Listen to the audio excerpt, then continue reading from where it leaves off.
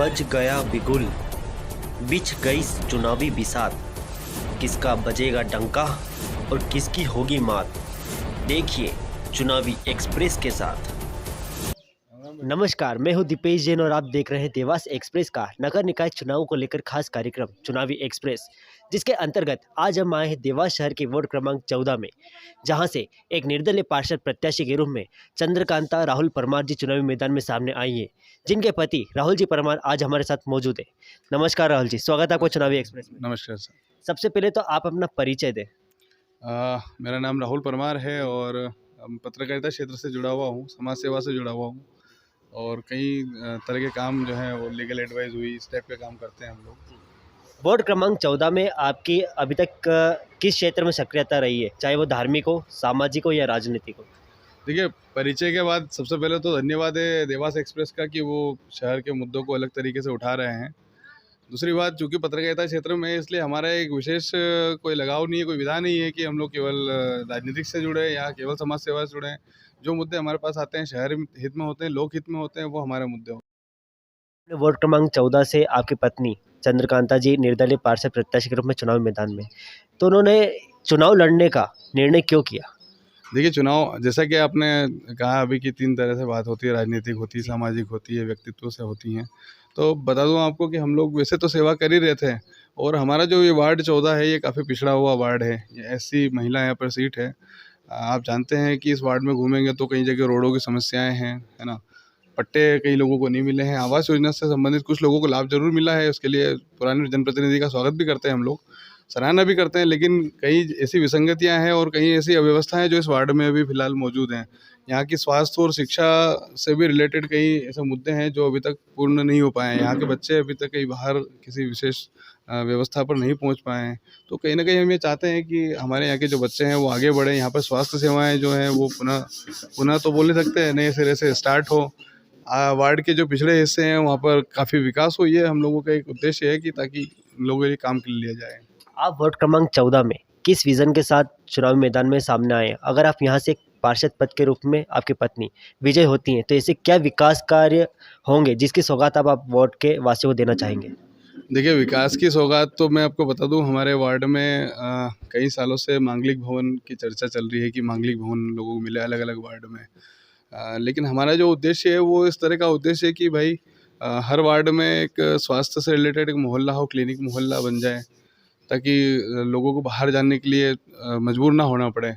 कई तरह की सुविधाएं, यातायात व्यवस्था यहाँ पर ठप है। यातायात हम लोग जनरली लोग जो है 2-3 किलोमीटर पैदल आना पड़ता है लोगों को, है ना?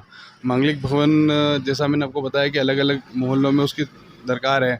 आसपास इतने अच्छे गार्डन्स भी नहीं है कि वहाँ पे बच्चे खेल सकें। बच्चों के लिए गार्डन्स की व्यवस्था हुई।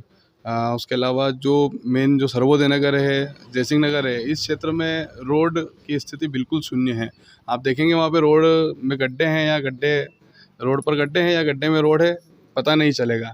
उसी के अलावा शांति नगर का एक क्षेत्र है, वहाँ पर फर्शियों पे रोड बने हुए हैं। फर्शी आज भी फर्शियाँ हैं वहाँ पर, जो पुराने ज़माने में फर्शियों पे रोड रहते थे ना, इस टाइप के रोड्स हैं अवेलेबल वहाँ पे। कई लोग ऐसे हैं जिन लोग जो गरीब लोग हैं, उन लोगों का ना तो आवास योजना का लाभ मिला है, ना किसी शासकीय योजना का लाभ मिला है। तो कुल मिलाकर मुद्दा ये है कि ऐसा कोई विज़न नहीं है कि हमको ये करना है, लेकिन विज़न हमारा सीधा विज़न ये कह सकते हैं कि हम इस वार्ड को एक सर्वश्रेष्ठ वार्ड बनाना चाहते हैं, आदर्श वार्ड बनाना चाहते हैं।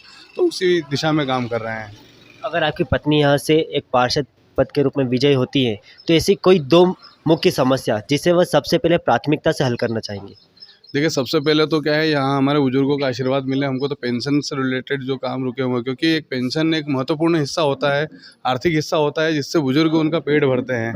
तो एक पेंशन हमारे लिए मुख्य मुद्दा रहेगा कि जितने भी प्रकरण हैं पेंशन के वो सारे निकाले जाएँ, उनको तुरंत बहाल किया जाए, ताकि उन लोगों का जो घर है वो परिपूर्ण तरीके से चलना शुरू हो जाए। दूसरा जो है, जयसिंह नगर और सर्वोदय नगर के जो रोड डेवलपमेंट वाले लोग हैं, वहाँ पे जिन जिन क्षेत्रों में इंडस्ट्रीज़ थी वहाँ पे तो रोड बने हैं, लेकिन जहाँ लोग रहते हैं ना बेचारे गरीब मजदूर वर्ग के लोग होते हैं, वहाँ तक रोड नहीं पहुँचा। और लोगों ने कह दिया कि भाई AKVN की ज़मीन, लघु उद्योग विकास निगम की ज़मीन है, हम वहाँ पे इंटरफेयर नहीं कर सकते। क्यों भाई, बाकी रोड तो बने हैं। जहाँ लोग नहीं थे वहाँ रोड बने हुए हैं, जहाँ इंडस्ट्रीज़ थी वहाँ रोड बने हुए हैं, लेकिन जहाँ लोग रह रहे हैं, गरीब लोग जहाँ मजदूरी कर रहे हैं, उन लोगों के पास रोड नहीं है। तो कुल मिला के कोशिश ये है कि हम शुरुआत उधर से करेंगे। वार्ड क्रमांक 14 में दलों के साथ अनेक निर्दलीय प्रत्याशी भी चुनावी मैदान में हैं, तो उनसे आपको कितनी चुनौती का सामना करना पड़ सकता है? देखिए, दलों के अलावा जितने लोग यहाँ पे प्रत्याशी उम्मीदवारी कर रहे हैं, सभी हमारे लिए चुनौती हैं। इसलिए कि लोकतंत्र का एक पर्व है और एक हँसी-खुशी के साथ में इसको लड़ना चाहिए। कुल मिला के उत्सव मनाना चाहिए। लड़ना एक शब्द गलत माना जाएगा मेरे हिसाब में तो। तो चुनौती जैसा कुछ भी नहीं है, सब उत्सव मनाइए और भागीदारी करिए। हार-जीत ये सब एक सिक्के के 2 पहलू हैं। हार हो या जीत हो, आपको लोगों के लिए अगर आप खड़े हुए हो तो आपको काम करना चाहिए और हमारा भी सेम विज़न है। हम हारते हैं या जीतते हैं, लोगों के लिए काम के लिए हम हमेशा खड़े रहते आए हैं, खड़े हैं और खड़े रहेंगे। अंतिम पंक्ति में आप आपकी तरफ से एवं आपकी पत्नी चंद्रकांता जी की तरफ से वोट के मतदाताओं को क्या कहना चाहेंगे? देखिए, मतदाताओं के लिए हमारा सीधा-सा निवेदन है कि आप सक्षम को चुनिए, ऐसे व्यक्ति को चुनिए, आप 10 लोगों में कंपैरिज़न भी करिए कि आपका काम कौन करवा सकता है, कौन आपको आज व्यवस्थित कर सकता है, आगे आपकी सुविधाओं के लिए कौन व्यक्ति आपके लिए खड़ा रहेगा, कौन आपकी आवाज़ को भयंकर बुलंद कर सकता है, अच्छे से बुलंद कर सकता है।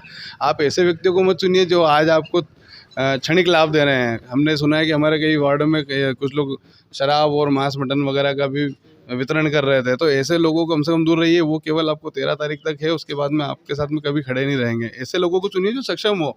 सीधी-सी बात है कि जो आपके लिए खड़े रहें 5 साल। आप ये 5 दिनों के जो लाभ हैं इसको मत देखिए, आप 5 साल के विकास कार्यों को देखिए कि वो लोग आपके लिए काम करेंगे या नहीं करेंगे।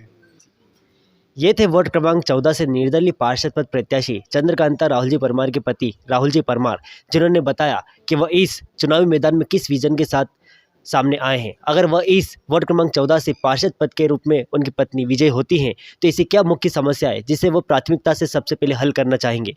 चुनावी एक्सप्रेस में अभी तक के लिए इतना ही। अगली बार जल्द मिलेंगे किसी और वार्ड से किसी और पार्षद पद प्रत्याशी के साथ। तब तक के लिए धन्यवाद।